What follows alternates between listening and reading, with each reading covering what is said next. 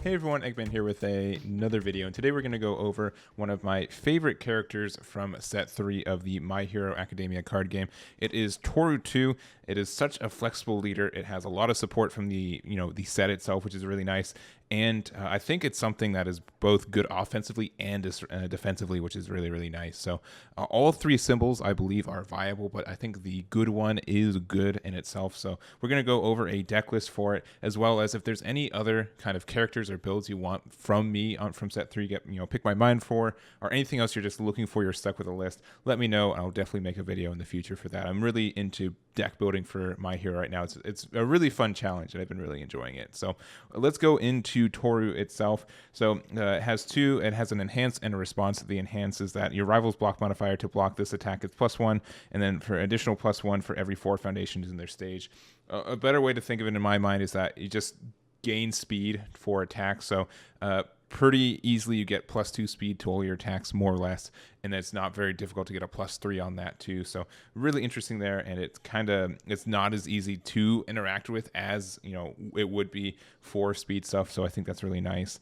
Makes it easier for your attacks to stick, and makes it a lot harder for your opponent to kind of block these. And then it has a response where you commit your Toru character there, and then after your rival plays an attack, add it back to their hand, look at the top card of their deck, and you may discard it. So I think this is really nice too, in the regard of if your opponent has to play an attack and it's like their third attack of the turn, and they have some progressive and they have to hit some foundations just to make it. You can use Toru to put it back in their hand, and now they have to make a decision of if you want or not. And if you keep the top card in their deck, they probably know that check is going to be kind of bad, which is really intimidating to do a lot of the time. So I think it's a really strong leader in that regard. Again, it's offensive but also defensive at the same time, and it's very flexible in kind of what it does. So really like the leader, and I think, as you'll see, it has some really good support from the set as well. So we're going to just jump onto the foundations, and the first reason to play it on the good symbol is specifically this one with nature. It is such a strong card for Toru. Enhance this card, one card from your hand, your rival's block modifier gets +2. So it's an immediate +4 between this and this effect if they have 4 or more foundations built. And if they have 8 or more foundations built, it's +3. So it's a +5 inherently. And then also as a response, once per enhanced step, after you discard any number of cards, your attack gets +1 damage. So if you use this to discard 1 and you have 2 of these out, you get +2 damage. So +2 speed and +2 damage on 1 discard. And when 2 of these are set up, is really good. It's just so strong. And most of the time I find too is that whenever you're trying to go for your kill turn, you're just going to have a bunch of dead foundations in your hand that you don't want to use anyways. So being able to use those for fodder, I think, are nice. And we'll see some ways later. There's some good ways for this deck to get some card draw, which is really exciting. And I don't know, this is such a great foundation. Whenever this is, it's I don't know, it's like the one thing you want to get rid of every time you see it. It is incredibly strong right there. Next up, we do have a new training method as well. Honestly, there's almost no negatives for it. Sure, it's a 4-check, but I really don't care about that most of the time. You get to build stuff from your hand, which is nice, and also commit flip. After you check a foundation, you get to add it to your hand. So let's say you hit a 1 with nature. If this is as important as I'm saying it is, and spoilers it is, and you check it on something, you definitely will just flip and commit to add it to your hand. It is worth it that much. So being able to find, have some inherent card draw on this guy too, I think is strong. It's both good, again, offensively and defensively, and it just helps your consistency a lot. So we're running for that. I don't think that's a brainer. And additionally, another no-brainer here is a passing the torch at 4. Card draw, it's great, and you'll see that we build very easily in this deck. There's a lot of ways to cheat out some foundations. Obviously, new training method is one, but you'll see some other ones with us, and I think committing this to draw 1 is not a terrible thing for us, and just lets us do some stuff both offensively and defensively. And there's some cool tricks you get to do with this too that we'll kind of go over later. Next, we do have Cheerleader, which is a character foundation for Toru. It has 2 effects. 1, response remove, discard 1 momentum after your attack is played, or after an end attack, is either player's attack is played, it gains flash. So this is good this is really flexible in a lot of ways. Let's say your opponent has a lot of ways to, like a lot of enhances on their thing to make it, a 10-10, like 10 speed for 10 damage, stuff like that. You can just say, Cheerleader, boom, attack, I'll take 4 damage, and then 1 progressive difficulty, and you have to check that again. And if I have my Toru effect, and you check it, and you have to it just means that you're more likely to get into a third or fourth attack if your opponent wants to go into it. If you still have your character not committed, you can make it almost impossible for them to check it very reliably. So they'll kind of have to risk it, and maybe they'll get it. So I think that's good. Also, it's just a first form for the character. Flip both players, build the top card of the deck face down. Only playable if your rival has 8 or fewer foundations. So if they have 7 foundations that they're playing around the fact that you get a big boost of consistency after they play their 8th one, you can say, you know what? Boom, I want that. I want to make it. And we'll see later that flipping foundations in this deck or committing them is not as punishing as it is in other decks. So there are some cool things for it. So manly. I like this card a lot. I didn't think it was a good card when I first saw it, but I've been more and more liking it. It's just a response flip. After you're dealt damage from an unblocked attack, add the top card of your rival's discard pile to their card pool. So it just mucks up a lot of things. It makes it hard to combo with it. You do have to, it does build it face up. So if it's not, like if their top card that they're checking is an attack or something, you do have to make sure of that. But with our Toru, we can kind of like see, like, manipulate that a little bit if you really want to get big brain about it. But being able to make it progressively harder for the new stuff to be able to potentially mess up their combo plays, I think is a really good thing for us. So I do like this in the deck. It's been strong. And one of my favorite cards, honestly, in this set in general, I've been playing a lot of good and a lot of earth, is Male Bonding. Just response flip after you take damage from an unblocked attack, build the top card of your deck face down. Like, that's easy. You're going to take damage sometime during the game, so why not build a foundation for free for taking damage? It's great. It has the ally keyword that I've been loving on the what is it, Koji character. I've been playing a lot of Koji as well, but very good, especially like if you are a deck that's very aggressive and you don't care about taking some early damage and it's going to translate to more foundations to extend your plays on the next turn. I think Male Bonding is a very, very strong card. Self-sacrifice, because we do actually build a lot of foundations in this build too, because spoilers, we all are also running the manly passionate guy. So this is just a strong card to be able to get through our foundations. And again, if we're going through our aggressive end turn too, and we just have like 3 or 4 tapped foundation or committed foundations throughout the turn, we can just do, you know, every damage you can get +1 more, or it gets us out of deadlock a lot of time, because I feel like I built a lot in this deck. So and sometimes, like spoilers, we want to have our it can't be fixed in our trash or discard pile so we can build it again. So I think that's good. And then manly passionate guy, I think this is, I've been liking this card less and less lately, just because I feel like it's been harder for you to just consistently build off of this guy. But again, a free build is great, especially if you build something that you drew later that you want to build as a foundation. So, for example, if you used a new training method and then you found a one with nature, and then you want to be able to build it later in the turn, you can manly passionate guy to block and take some partial damage or full damage. Or as long as you block with it, you will be able to build it, which is nice. So I think it's worth 3, but sometimes it's really hard to resolve, which is kind of stinky. Now, celebrity status at 3, being able to put cards from momentum to the top of our deck is great, especially because we do have some card draw stuff. We also do have destined for mainstream success for the same reason. You just put a card to the top of our deck with celebrity status, and then we say attack, and then boom, that's crazy. We got it right on the first try. Who would have guessed it? So this just makes this inherent card draw outright, and that does help us a little bit, and I do like this little combo here. There's specifically an attack that we want to keep coming back, 1 or 2 that we want to keep coming back, and so once we start making momentum, being able to get that, I think, is strong.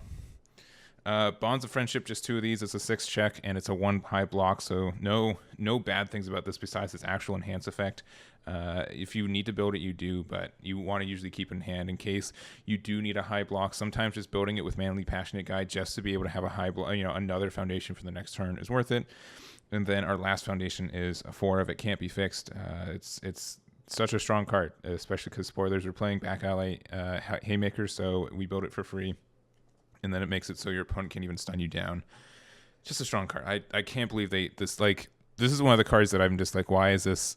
There's nothing bad about it. It's 0 cost. It's 1 high block. It's a 5, and then it can just build you if your opponent tries to, mess with your foundations. And like the reason they want to mess with your foundations if you build a lot, which this gets to be built for free off of our favorite card in the world, Back Alley Haymaker. So it has charge, it has EX2, it has punch, it has stun 2. It's a 4 mid for 5. It's a 2 block high, and you either get to draw a card or build 1 foundation for the printed difficulty 0 from your discard pile. Both effects are good. Like It's just a good card. You know, if you're running a symbol that can run this card, you are probably playing it because it is honestly just that strong. So don't not play it. It is great. You need 4. Hardened Chop. It's fine for what it is. It's breaker 1, which is cool. 4 low for 5. Enhance destroy 1 face down foundation. Build the top card of your deck face down. And then if this attack is blocked, your revival discards 1 card. So this is like a really good like start of your attack chain. If you're like, you know, do they want to block this? Do I force the discard? And then if they don't get the discard, then like either you build make them block. And then they have to discard a card. You get some damage, which means you get some momentum, which is nice. It's just a really flexible card, which is like, and the fact that it essentially is a 4-check because it destroys a foundation. It like can refresh a foundation is really, really good. And then our last 5 attack is the Wind Up Punch. This is just a really great finisher for this deck. Charge, powerful 3 punch. It's a 4 mid for 6. And if your rival has 8 or more foundations, this attack gets -1 difficulty and +1 damage, which you know that we want to get them to 8 foundations, and we're playing Cheerleader in the list 2 to help us get there. So it's worth it. And then it's -1 difficulty, so it's a 4, which is great.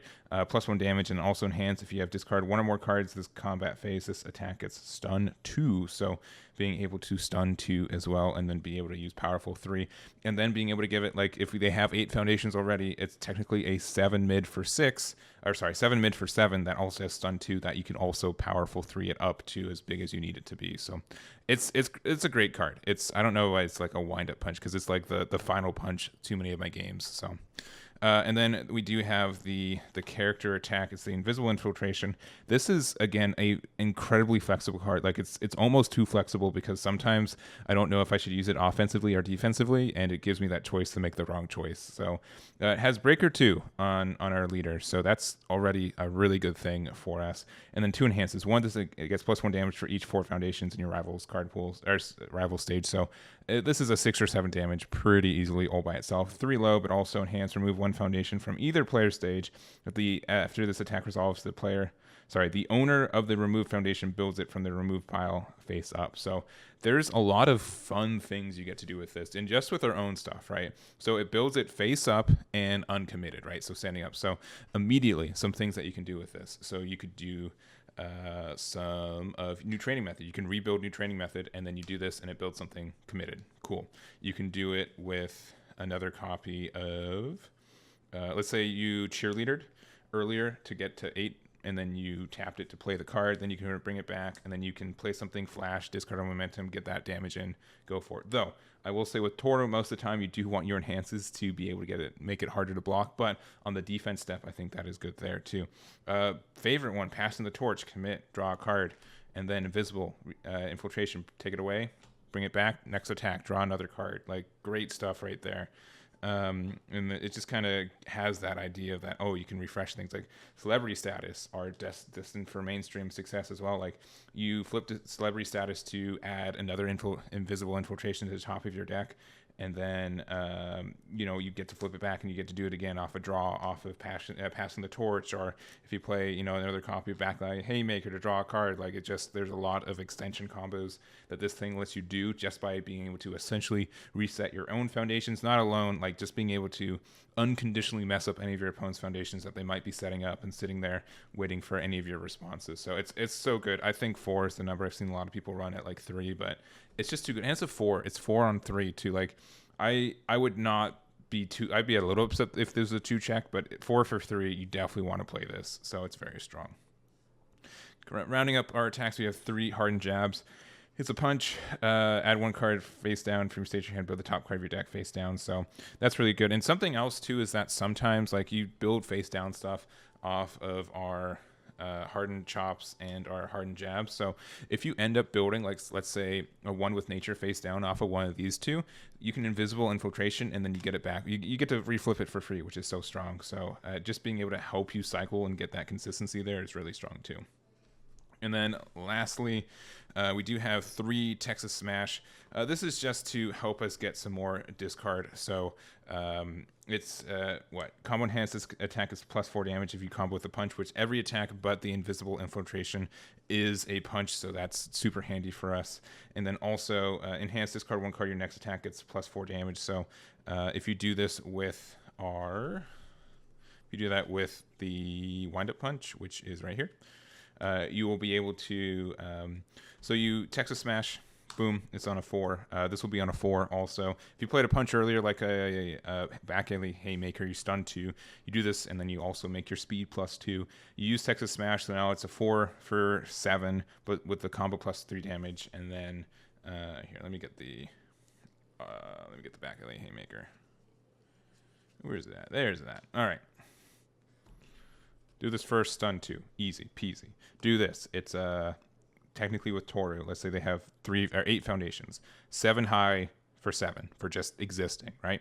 And then you discard a card. The next attack is +4 damage. Wind up punch, you discard a card for Texas Smash, and then from there, and let's say your opponent again has 8 foundations. So this is a 4 check. It's 7 damage inherently. It's +4 damage, so it's an 11. Your Toru will make it a 7 speed mid.